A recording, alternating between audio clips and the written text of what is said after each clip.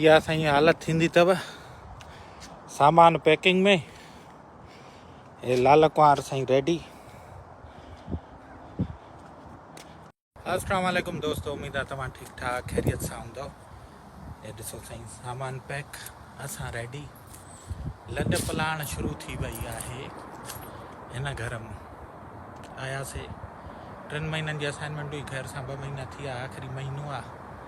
कमु चयो रिमोटली बि करे था सघो, हिन जे करे सफ़र शुरू थी वियो आहे।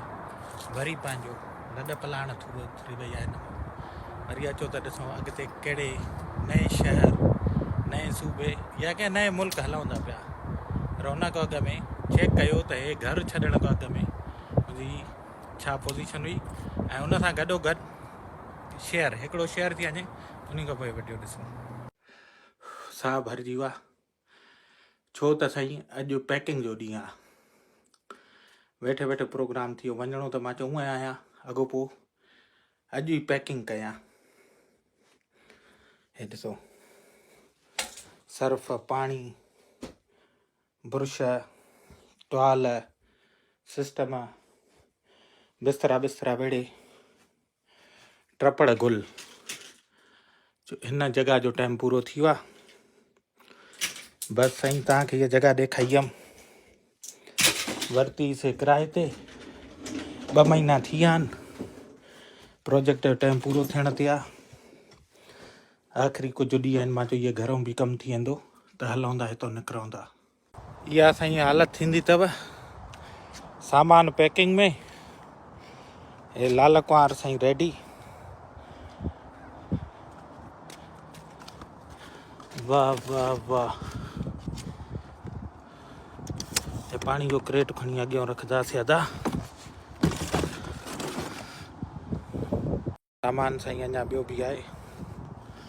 है इहा ज़िंदगानी अथव बाबा। महिनत महिनत महिनत। जंहिं माण्हू को जीअं घर वठो न किराए ते, उन खे उहे वापसि ॾियो। बिस्तरो ठाहे छॾियोसीं, दरी वरी सेट। हे मॉनिटर पंहिंजो आहे, हे हैंगर हिन जा आहिनि, इहे न खपनि। सफ़ाई थी वई, का शइ रहिजी बि त न वई। हे बि हट आहे, हे असांजो आहे। वरी हेॾो बि का शइ न आहे, खाननि में न आहे। पखो हिन जो आहे, कुर्सी टेबल हिन जी आहे। त ॻाल्हि करण जो मक़सदु ईअं आहे, ईअं न चओ त साईं किरायो भरियो आहे, मरजां पाण वञी करे। सुभाणे उहो अचे ॾिसे त दिलि पिछोरी ख़ुशि थी वञेसि, त न ॿेली माण्हू भलो।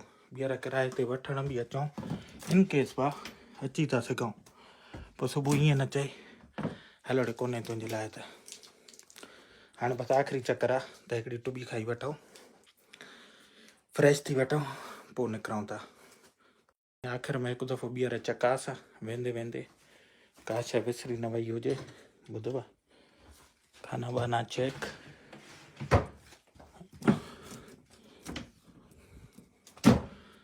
ॾिसो जीअं हुयुसि उएं सफ़ाई करे, जीअं सुभाणे ज़रूरत बि पए या फ़ोन कयूंसि, हुजेसि अवेलेबिलिटी, त न करे। जॾहिं बि पंहिंजो कमु करे जान छॾायो या माना ख़तमु थी वञे, पूरो थी वञे प्रोजेक्ट, त भाउ मुंहिंजा ईअं सफ़ाई करे, जीअं अॻियो माण्हू अचे तव्हांखे दुआ ॾे, भलनि लफ़्ज़नि में यादि करे। हेॾो ॿिया 2 ॼणा रहंदा आहिनि। हे वॉशरूम हुयो साईं, हे लिविंग एरिया, जिते माना तव्हां वेही कचहरी हो करे था सघो। हाणे हे डाइनिंग एरिया हुयो, मां तकड़ में तव्हांखे थोरो आख़िर में वेंदे वेंदे व्यू करायां। मालकाणी जी चाबी साईं, चाबियूं हिकु रूम जी हुई, हिकु मेन एंट्री जी हुई।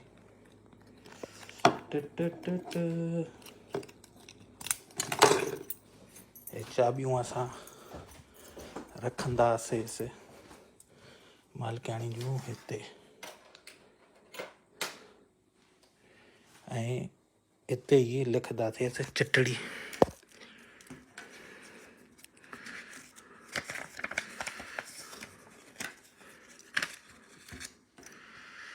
लिखंदासीं आख़िर में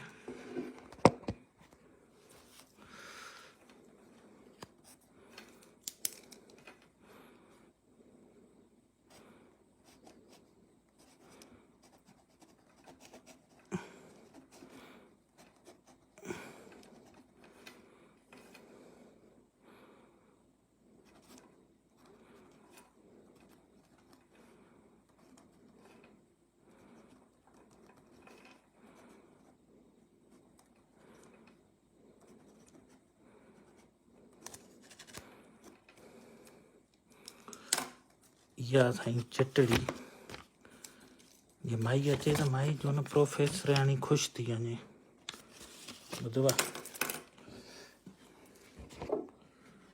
असां साईं हिन में रखंदासीं ईअं चाबियूं माई अचे तो ख़ुशि थी वञे बस साईं चाबी रखण खां पोइ हे मानो हे मालकियाणी हेॾे रहंदी आहे न चाइनीज़ प्रोफेसर आहे हेॾे गराज धोबी घाट हे किचन हुयो हाणे पंहिंजी चाबी खईंसीं उन सां गॾो सामान छॾियूं किचन हर अड़े किचन में ॾिठी हलूं साईं वेंदे वेंदे पाण जो हिकिड़ो सूफ़ पियो आहे बसि इहो खयूं त हलूं था बाक़ी हुननि जो सामान आहे पंहिंजो न त साईं अलविदा हिन में कयूं चाबियूं मालिकनि खे ॾिनियूं ऐं रवानगी कंदे पंहिंजो सफ़र शुरू था कयूं वरी अॻी मंज़िल ॾे उन खां अॻु में हिकिड़ो शेयर राणी तयारु आहे पाण तयारु आहियूं पंहिंजो प्रीपेयरनि जो ख़्यालु रखियो इनशाला जल्द मिलंदासीं जेसि ताईं साईं मुलाक़ात था कयूं हिकिड़ी नई जॻह ते